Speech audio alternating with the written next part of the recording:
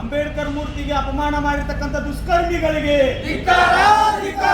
ಅಂಬೇಡ್ಕರ್ ಮೂರ್ತಿಗೆ ಅಪಮಾನ ಮಾಡಿರ್ತಕ್ಕಂಥ ದುಷ್ಕರ್ಮಿಗಳಿಗೆ ಬೇಕೇ ಬೇಕು, ಬೇಕೇ ಬೇಕು. ಆತ್ಮೀಯರೇ, ಇಂದು ಮುಧೋಳದ ತಹಶೀಲ್ದಾರ್ ಕಚೇರಿ ಮುಂದೆ team army Bharat Ekta mission ವತಿಯಿಂದ ಏನು ಕಲಬುರಗಿ ಜಿಲ್ಲೆಯಲ್ಲಿ ಡಾಕ್ಟರ್ ಬಾಬಾ ಸಾಹೇಬ್ ಅಂಬೇಡ್ಕರ್ ಅವರ ಮೂರ್ತಿಗೆ ಅಪಮಾನವನ್ನ ಮಾಡಿರ್ತಕ್ಕಂಥ ದುಷ್ಕರ್ಮಿಗಳನ್ನ ಈಗಾಗಲೇ ಸರ್ಕಾರ ಬಂಧಿಸಿದೆ. ಇದು ಕೇವಲ ಕಲಬುರಗಿ ಜಿಲ್ಲೆಯಲ್ಲಿ ಮಾತ್ರ ನಡೀತಾ ಇಲ್ಲ, ನಮ್ಮ ರಾಜ್ಯದಲ್ಲಿ ಇದೇ ವರ್ಷ ಹಲವಾರು ಕಡೆ ಈ ರೀತಿಯಾಗಿರ್ತಕ್ಕಂಥ ದುಷ್ಕೃತ್ಯಗಳು ನಮ್ಮ ನಾಡಿನಲ್ಲಿ ನಡೆದಿದ್ದಾವೆ. ಈ ಕೃತ್ಯವನ್ನು ಎಸಗಿರ್ತಕ್ಕಂಥವರು ಡಾಕ್ಟರ್ ಬಾಬಾ ಸಾಹೇಬ್ ಅಂಬೇಡ್ಕರ್ ಅವರನ್ನ ಅರ್ಥ ಮಾಡ್ಕೊಳ್ಳಲ್ಲಿ ಫೇಲ್ ಆಗಿದ್ದಾರೆ. ಒಂದು ವರ್ಗದ ಮನಸ್ಥಿತಿಯ ಜನ ಡಾಕ್ಟರ್ ಬಾಬಾ ಸಾಹೇಬ್ ಅವರು ನೀಡಿರ್ತಕ್ಕಂಥ ಈ ಸಮಾಜಕ್ಕೆ ನೀಡಿರ್ತಕ್ಕಂಥ ಕೊಡುಗೆಗಳನ್ನ ನೋಡಿ ಆ ಒಂದು ಕೊಡುಗೆಯಿಂದ ನಾವೆಲ್ಲರೂ ಸುಧಾರಣೆ ಆಗಿದ್ದೀವಿ, ನಮ್ಮನ್ನ ಸಹಿಸಿಕೊಳ್ಳಲಿಕ್ಕೆ ಆಗದೇ ಇರ್ತಕ್ಕಂಥ ವ್ಯಕ್ತಿಗಳು ಈ ದುಷ್ಕೃತ್ಯವನ್ನು ಮಾಡ್ತಾ ಇದ್ದಾರೆ.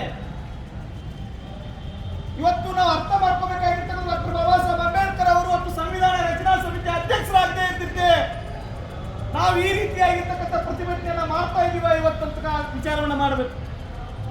ನಮಗೆ ಅಭಿವ್ಯಕ್ತಿ ಸ್ವಾತಂತ್ರ್ಯ ಸಿಕ್ತಿತ್ತ, ಸಮಾನತೆ ಸಿಕ್ತಿತ್ತ, ಶೋಷಣೆ ವಿರುದ್ಧ ಕಾನೂನುಗಳು ಸಿಕ್ತಿದ್ವಾ? ಇಲ್ಲಿರ್ತಕ್ಕಂಥ ದೀನದಲಿತರು, ಶೋಷಿತರು, ಹಿಂದುಳಿದ ವರ್ಗದವರು ಅವ್ರ ಹಕ್ಕಿಗಾಗಿ ಹೋರಾಟವನ್ನ ಮಾಡುವ ಪರಿಸ್ಥಿತಿ ಈ ದೇಶದಲ್ಲಿ ಬರ್ತಿತ್ತ ಅಂತಕ್ಕಂಥ ಆಲೋಚನೆಯನ್ನು ಮಾಡಬೇಕು. ಯಾಕೆ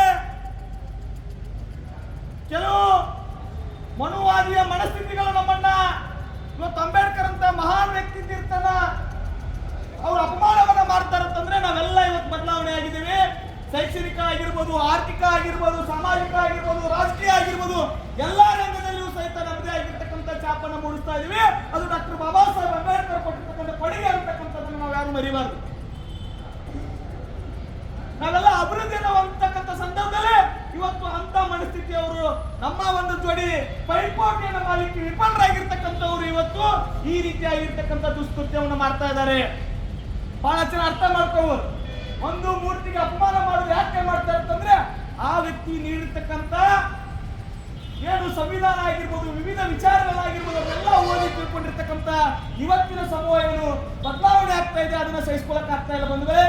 ಹಾಗಾಗಿ ನಾನು ವಿನಂತಿಯನ್ನು ಮಾಡ್ತಾ ಇದ್ದೀನಿ ಪ್ರತಿಭಟನೆ ಮೂಲಕ ರಾಜ್ಯ ಸರ್ಕಾರಕ್ಕೆ, ನೀವು ಅವ್ರನ್ನ ಬಂಧನ ಮಾಡಿದ್ರೆ ಸಾಲೋದಿಲ್ಲ, ಅವರು ಜೀವಾವಧಿ ಶಿಕ್ಷೆ ಆಗಿ ಅವ್ರು ಕಠಿಣವಾಗಿರ್ತಕ್ಕಂಥ ಶಿಕ್ಷೆ ಆಗುವಂತ ಕಾನೂನುಗಳನ್ನ ಜಾರಿಗೆ ತರಬೇಕು. ರಾಜ್ಯದಲ್ಲಿ ಇರ್ತಕ್ಕಂಥ ಯಾವುದಕ್ಕೂ ನೀವು PFA ಕಾಯ್ದೆಯನ್ನ ಲಾಭ ಮಾಡ್ತೀರಿ, ಕೋಕಾ ಕಾಯ್ದೆಯನ್ನ ಲಾಭ ಮಾಡ್ತೀರಿ. ಇಂತಹ ದುಷ್ಕೃತ್ಯವನ್ನು ಹೊಂದಿರ್ತಕ್ಕಂಥವ್ರಿಗೆ ಆ ಕಾಯ್ದೆ ಅಡಿಯಲ್ಲಿ ಬಂಧಿಸಿ ಅವರನ್ನ ಪರ್ಮನೆಂಟ್ ಜೈಲಲ್ಲಿರುವಂತ ಕೆಲಸವನ್ನ ಮಾಡಬೇಕು ಅಂತೇಳಿ ಹಕ್ಕೊತ್ತಾಯವನ್ನು ಮಾಡಲಿಕ್ಕೆ ನಾವೆಲ್ಲರೂ ಸೇರಿದ್ದೇವೆ. ಒಂದು ವೇಳೆ ಈ ರೀತಿಯಾಗಿರ್ತಕ್ಕಂಥ ದುಷ್ಕೃತ್ಯಗಳು ನಮ್ಮ ನಾಡಿನಲ್ಲಿ ಪದೇ ಪದೇ ನಡೆದ್ರೆ, ಕಲಬುರಗಿ ಘಟನೆ ಈಗಾಗಲೇ ಸಾಕ್ಷಿಯಾಗಿದೆ ನಾಡಿನ ಜನತೆಗೆ, ಆ ಭಾಗದ ಜನರಿಗೆ ನಾನು ಧನ್ಯವಾದಗಳು ಹೇಳ್ತಾ ಇದ್ದೀನಿ. ಘಟನೆ ನಡೆದ ತಕ್ಷಣ ಇಡೀ ಕಲಬುರಗಿ ಜಿಲ್ಲೆಯನ್ನ ಬಂದ್ ಮಾಡಿದ್ರಲ್ಲ, ಆ ರೀತಿಯಾಗಿರ್ತಕ್ಕಂಥ ಶಕ್ತಿ ಅದು ಭೀಮ ಸೈನಿಕರಲ್ಲಿ ಐತಿ